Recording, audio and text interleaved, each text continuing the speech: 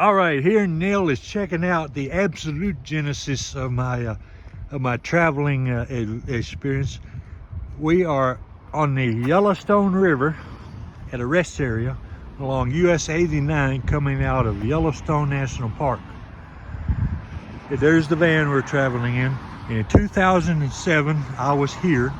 I'd driven from Idaho Falls, Idaho to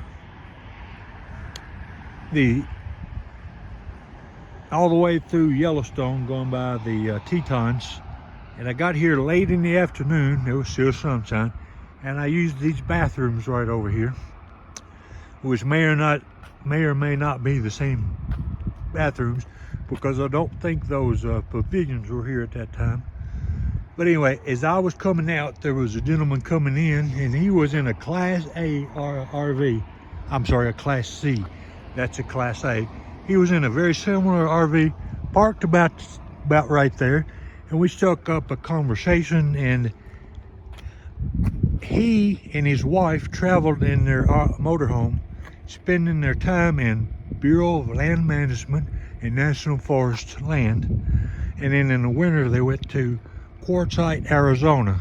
First time I've ever heard about Quartzsite, to spend the winter. So I'm in a Ford Expedition, which is a huge vehicle, an SUV, and I decided I'm going to go on up. Well, I went on up and tried to find a motel room in Bozeman, Montana, and it was really late when I got there, and I went by Walmart and I noticed dozens of campers there.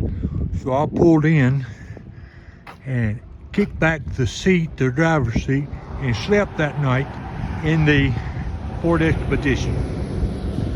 And that was the genesis of my willingness to sleep in the vehicle while traveling.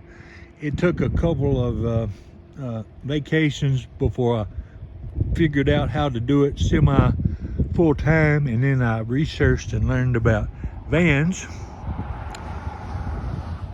And this is the second van. The first one was already made out, and it was a very nice one, but it was old and began to fall apart.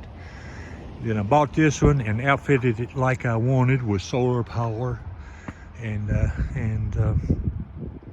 did the bed to my specs.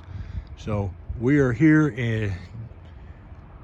at this rest area, not far from Yellowstone National Park, and this is where the journey began that led me to traveling in a vehicle and experiencing country as I do now.